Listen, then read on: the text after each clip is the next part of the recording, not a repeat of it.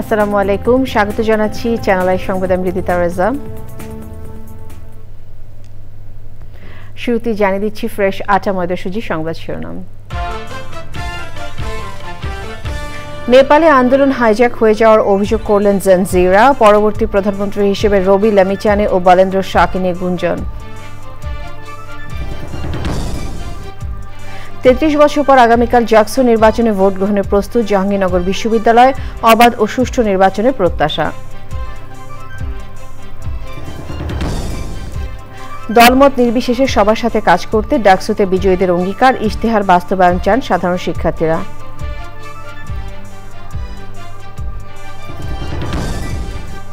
এবং তলে তলে আওয়ামী লীগের সাথে আঁতাত করে ছাত্রলীগের সব ভোট নিয়ে ডাকসুতে শিবিরের জয় বললেন মির্জা আব্বাস। বিএনপির বিরুদ্ধে দেশে বিদেশে ষড়যন্ত্র চলছে মন্তব্য।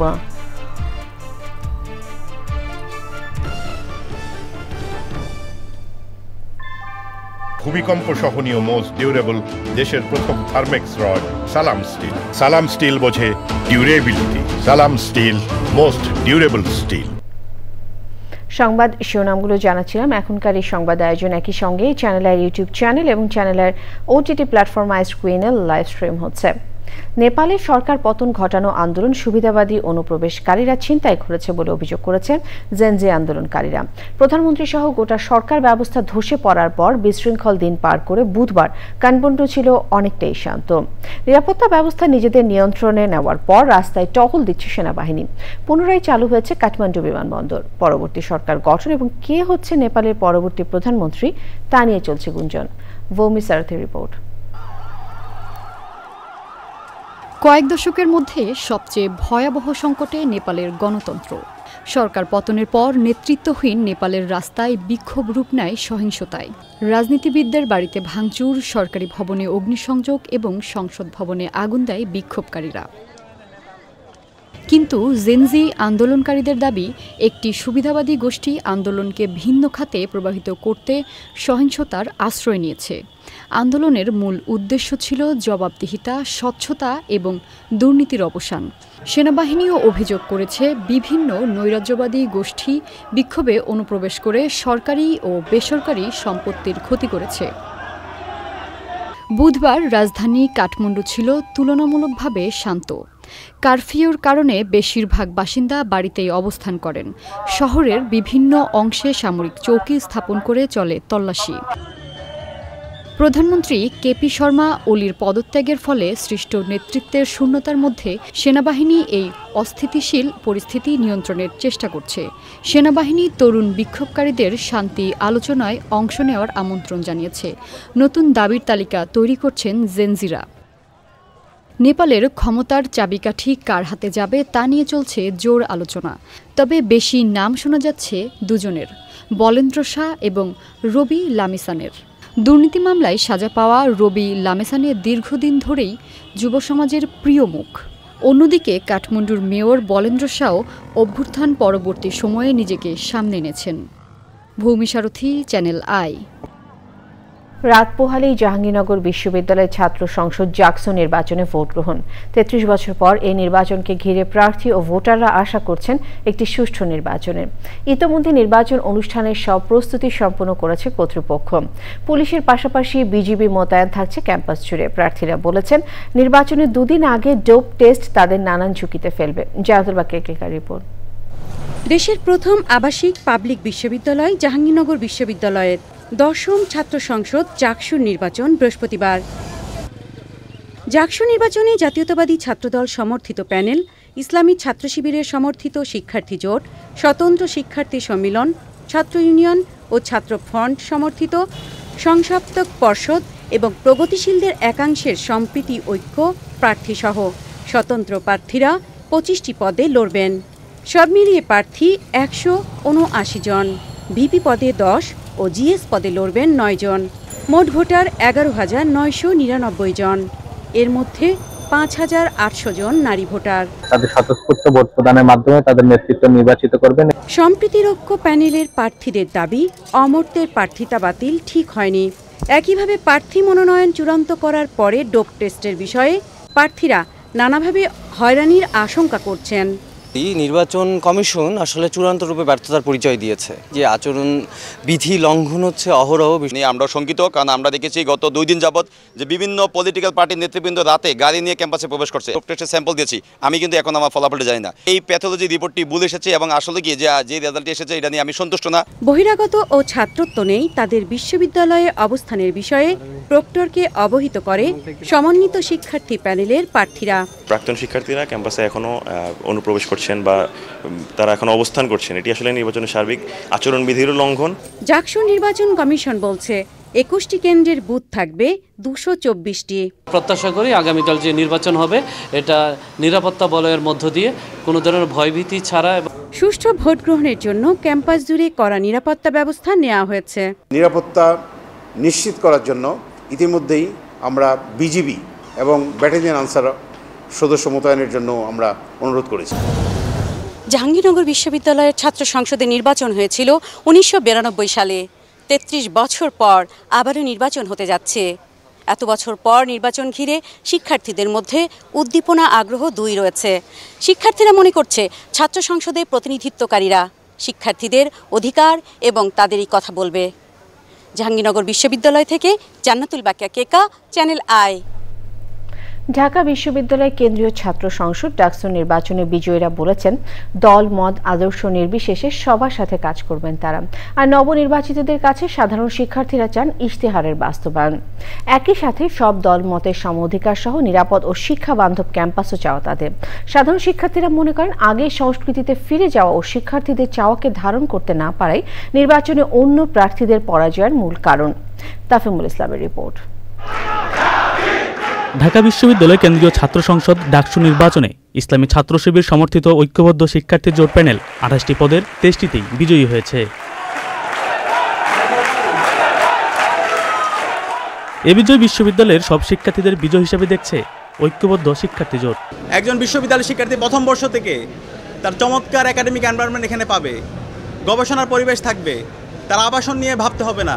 সব কিছু ভুলে যায় ঢাকা বিশ্ববিদ্যালয়ের সকল শিক্ষার্থীকে ধারণ করে, সকল শিক্ষার্থীর ভাই হয়ে কিংবা সকল শিক্ষার্থীর প্রতিনিধি হয়ে, সকল শিক্ষার্থীর সহযোদ্ধা হয়ে আমরা তাদের ভয়েসগুলো রেজ করতে চাই। শিক্ষার্থীদের কাছে নিরাপদ ক্যাম্পাস, আবাসন সংকট সমাধান, নারী শিক্ষার্থীদের নিরাপত্তা, চিকিৎসা সুবিধা ও স্বাস্থ্যসম্মত খাবার, উন্নত পরিবহন, ক্যারিয়ার গঠনে পর্যাপ্ত তথ্য ও সেবার প্রতিশ্রুতি দিয়েছিল ছাত্র শিবির সমর্থিত বিজয়ী এই প্যানেল।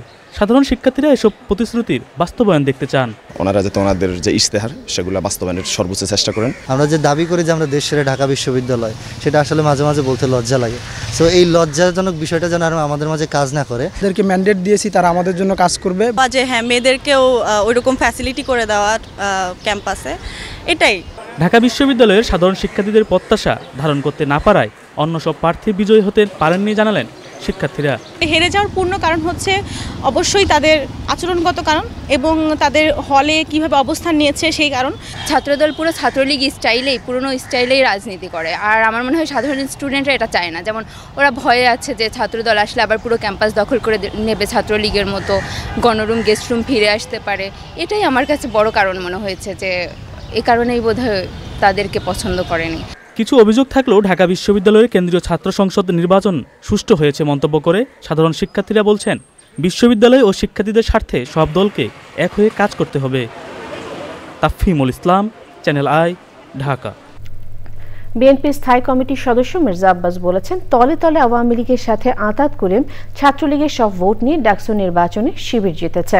চট্টগ্রাম নগরের একটি কমিউনিটি সেন্টারে বিএনপির ভাইস চেয়ারম্যান আব্দুল্লাহ আল নোমানের স্মরণ সভায় প্রধান অতিথির বক্তব্যে তিনি এই কথা বলেন। জামায়াতের এত ভোট কোথা থেকে আসলো এই প্রশ্ন রেখে মির্জা আব্বাস বলেন গভীর ষড়যন্ত্রের আভাস পাওয়া যাচ্ছে। চট্টগ্রাম উত্তর জেলা বিএনপির সাবেক আহ্বায়ক গোলাম আকবর খন্দকারের সভাপতিত্বে স্মরণ সভায় আরো বক্তব্য রাখেন Chittagong city mayor doctor Shahadat Hossain, বিএনপির তথ্য ও গবেষণা সম্পাদক সাংবাদিক নেতা কাদের গনি চৌধুরী, চট্টগ্রাম বিভাগীয় বিএনপির সাংগঠনিক সম্পাদক মাহবুবুর রহমান, আব্দুল্লাহ আল নোমানের ছেলে সাইদ আল নোমান, নগর বিএনপির সাবেক সাধারণ সম্পাদক আবুল হাশেম বকর, জেলা বিএনপির সাবেক আহ্বায়ক আবু সুফিয়ান ও অন্যরা। বিভিন্ন দল একসঙ্গে বসি, তখন যে আমাদের সেভেন নেতারা বারবার আমাদেরকে বলেন কি জানেন, যে ভাই খেয়াল রাখেন আওয়ামী লীগ যাতে ক্ষমতায় আসতে না পারে, আওয়ামী লীগ ঠেকান সবসময়, যে আওয়ামী লীগ আসলে সবাইকে কুচু কাটা করবে, এটা তাদের ডায়লগ। আমরা সেভাবেই চললাম। আর তলে তলে আওয়ামী লীগের সঙ্গে আঘাত করে ছাত্রলীগের সকল ভোট যাওয়ার জন্য কালকে ডাকসু ইলেকশন কিন্তু দুটা কাজ হয়েছে। ইলেকশন ইঞ্জিনিয়ারিং 2008 সালের মতো, আবার ছাত্রলীগের vote. Asia cup T20 cricket.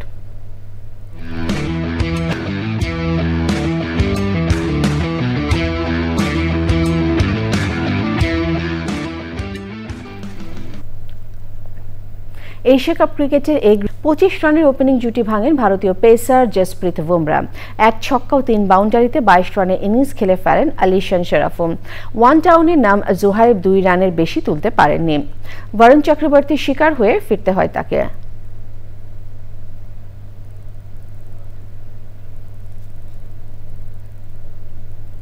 আপনারা দেখছিলেন এই মুহূর্তে ইউএই সংগ্রহ 5 উইকেটে 50 রান। সময় হলো বিরতি নেবার। বিরতির পর আরো সংবাদের সাথে জানিয়ে ফিরব। আকাশ সীমা লঙ্ঘন করায় রাশিয়ার ড্রোন ভূপাতিত করল পোল্যান্ড। নিরাপত্তা নিশ্চিতে ন্যাটোর যুদ্ধ বিমান মোতায়েন। ইস্পাহানি গ্রুপ ও দ্য ডেইলি স্টার যৌথভাবে রাজধানীতে আয়োজন করে blenders choice, the daily star OTT ও ডিজিটাল কন্টেন্ট অ্যাওয়ার্ডস। বাংলাদেশের বিনোদন শিল্পকে আরও এগিয়ে নিতে এবং ওটিটি ও অন্যান্য ডিজিটাল প্ল্যাটফর্মের শিল্পী, কন্টেন্ট ও নির্মাতাদের স্বীকৃতি দিতেই এই আয়োজন। অনুষ্ঠানটির 4র্থ আসর বাংলাদেশ চীনমৈত্রী সম্মেলন কেন্দ্রের হল অফ ফেমে অনুষ্ঠিত হয়েছে। এই আয়োজনে শিল্পী, কন্টেন্ট নির্মাতা ও নির্মাতাদের ওটিটি শিল্পের প্রতিভা ও সৃজনশীলতা উদযাপন হয়। বৈশ্বিক ভিডিও শেয়ারিং প্ল্যাটফর্ম টিকটক ছিল এর অফিসিয়াল এন্টারটেইনমেন্ট পার্টনার। বক্তব্য রাখেন ইস্পাহানি গ্রুপের পরিচালক মির্জা আহমেদ ইস্পাহানি এবং দ্য ডেইলি স্টারের সম্পাদক মাহফুজ আনাম। পার্সা, ইভানা ও আলিফিয়া স্কোয়াডের নৃত্য পরিবেশনায় শুরু হওয়া আয়োজন সবাইকে প্রাণবন্ত করে তোলে। দর্শকপ্রিয়, সমালোচক, সঙ্গীত ও স্বতন্ত্র এই 4টি বিভাগে মোট 27টি ক্যাটাগরিতে পুরস্কার ও 2টি বিশেষ সম্মাননা দেওয়া হয়। আমিন জুয়েলার্স আন্তর্জাতিক সংবাদ।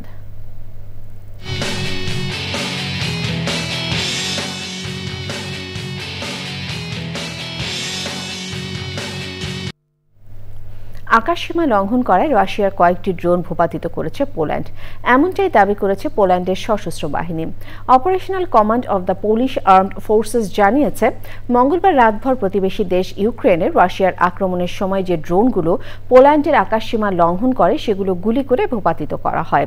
পোলিশ সেনাবাহিনী আরও জানায়, আকাশসীমা নিরাপত্তা নিশ্চিতে পোল্যান্ড ও ন্যাটোর যুদ্ধ বিমান মোতায়েন করা হয়েছে। একই সঙ্গে স্থলভিত্তিক বিমান প্রতিরক্ষা ব্যবস্থা ও রাডার নজরদারি সর্বোচ্চ সতর্কতায় রাখা হয়েছে। পোল্যান্ডের প্রধানমন্ত্রী ডোনাল্ড টাস্ক নিশ্চিত করেছেন, একাধিকবার আকাশসীমা লঙ্ঘনের কারণে সামরিক অভিযান চলছে। নিরাপত্তা জোরদারের পাশাপাশি আন্তর্জাতিক মহলে রাশিয়ার বিরুদ্ধে কঠোর পদক্ষেপ নেওয়ার আহ্বান জানান তিনি।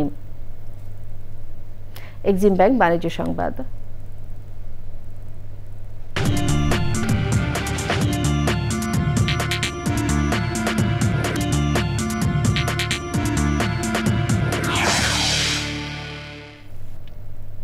অ্যাপল তাদের নির্ধারিত সময়সূচি মেনেই প্রতিবারের মতো নতুন ফ্ল্যাগশিপ ফোন বাজারে আনছে।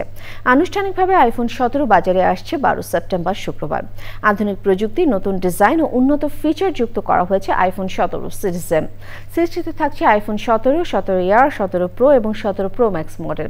আইফোন 17 ইয়ার এই সিরিজের সবচেয়ে পাতলা এবং হালকা আইফোন, যা আগের প্লাস মডেলের বিকল্প হিসেবে এসেছে। 17 এর সব মডেলের ডিসপ্লে আরও উজ্জ্বল ও শক্তিশালী, ব্যাটারি লাইফ দীর্ঘস্থায়ী এবং ক্যামেরায় আসছে বিশেষ উন্নতি। প্রো মডেলগুলোতে যুক্ত হয়েছে পরবর্তী প্রজন্মের প্রসেসর, যা কৃত্রিম বুদ্ধিমত্তা বা এআই নির্ভর কাজগুলো দ্রুত সম্পন্ন করতে সক্ষম।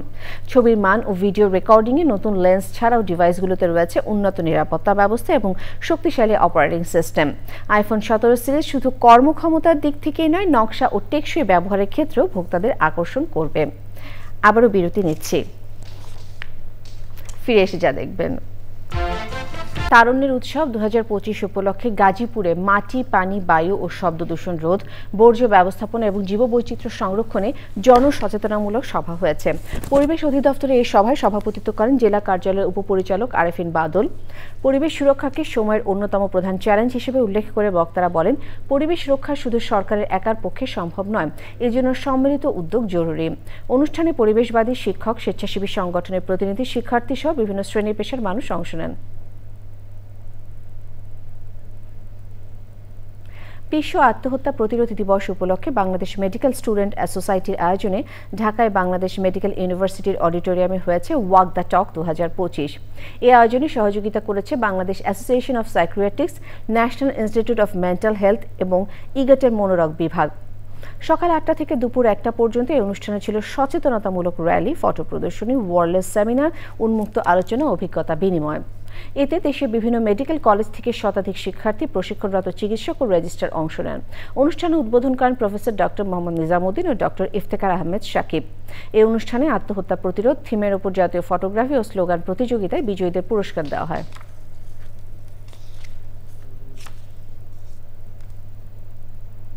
খেলার খবর।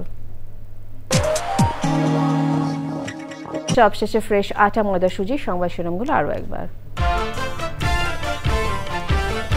নেপালে আন্দোলন হাইজ্যাক খাওয়া যাওয়ার অভিযোগ করলেন জেনজিরা। পরবর্তী প্রধানমন্ত্রী হিসেবে রবি লামিচানে ও বলেন্দ্র শাহকে নিয়ে গুঞ্জন।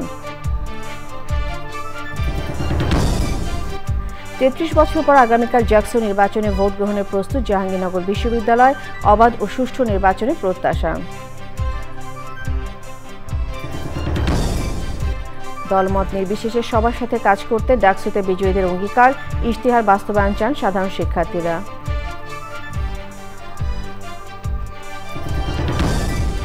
এবং তলে তলে আওয়ামী লীগের সাথে আঁতাত করে ছাত্রলীগের সব ভোট নিয়ে ডাকসুতে শিবিরের জয়, বললেন মির্জা আব্বাস। বিএনপির বিরুদ্ধে দেশে বিদেশে ষড়যন্ত্র চলছে, মন্তব্য।